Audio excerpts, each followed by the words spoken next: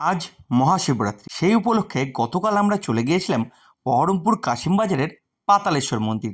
মন্দিরের সামনে গোটা রাস্তা জুড়ে ছিল প্রচুর লাইটিং, আর মন্দিরের গেটের সামনে এত সুন্দর ফুল দিয়ে সাজানো ছিল, সেটা আপনারা চোখের সামনে দেখতেই পারছেন।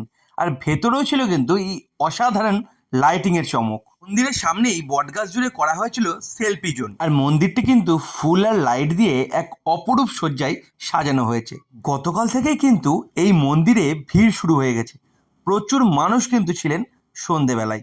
আর আগামীকাল মানে শনিবার থেকে কিন্তু 3 দিন ব্যাপী এখানে অনুষ্ঠান চলবে। আর এই হচ্ছে কিন্তু পাতালেশ্বর মন্দিরে বাবার শিবলিঙ্গ।